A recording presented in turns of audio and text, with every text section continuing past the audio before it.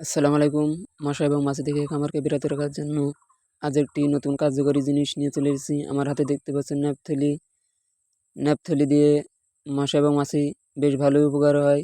পাশাপাশি আরও একটি জিনিস নতুন জানা হয়েছে, যে জিনিসটি দিলে আরও বেশি একটু কার্যকারিতা হয়। এর সাথে একটু পোড়া মোবিল দিয়ে স্প্রে করলে মশা এবং মাছি থেকে ভালো বিরত রাখা যায়। তা আজ মূলত সেটাই তৈরি করা হবে। এর আগে একবার ব্যবহার করা হয়েছিল, কিছুদিন ধরে আমি এটা ব্যবহার করে আসছি। বেশ ভালোই রেজাল্ট পাওয়া যাচ্ছে। বাজার থেকে যে ফিনিশের বোতলগুলো কেনা হয় সেগুলো থেকেও বেশ ভালো একটি কাজ করছে এবং একেবারেই কম মূল্যে। ফিনিশের বোতল 200 টাকা করে নেয়, আর এটি তেমন একটি টাকার প্রয়োজন হয় না, 10 থেকে 5 টাকা কিন্তু ন্যাপথলি। আর মোটরসাইকেলে পোড়া মোবিল তো আছেই, এগুলোতে আর তেমন একটি কিনতে হয় না। মূলত এগুলো দিয়ে ভালোভাবে একটু মিক্স করার পরেই বোতল ঝেঁকে নিতে হবে। নেওয়ার পরে স্প্রে করলে মশা এবং মাছি থেকে বেশ ভালোই খামারকে নিরাপত্তা দেওয়া যায়।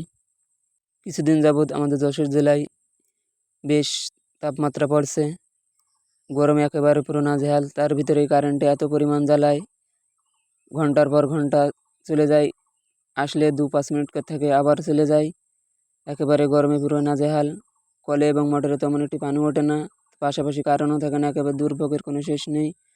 গরু গোসল করানো এবং গোয়ালঘর পরিষ্কার করা একেবারে পুরো কষ্টকর।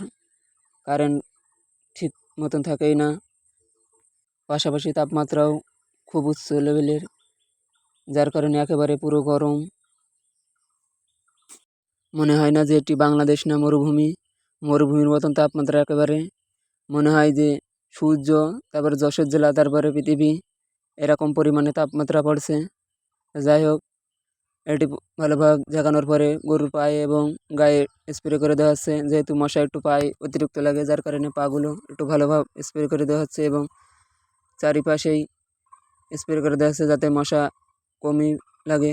এর পাশাপাশি কিন্তু আমরা ধোয়া দেওয়ার ব্যবস্থা করে থাকি। গরুর গোবরতে যে মশাল তৈরি করা হয় সেটি দিয়ে আমরা মূলত ধোয়া দিই। ধোয়ায়ও বেশ ভালো উপকার। তো সবাই দোয়া করবেন আমাদের জন্য। ভালো থাকবেন। আসসালামু আলাইকুম রহমতুল্লাহি ওয়া বারাকাতুহু।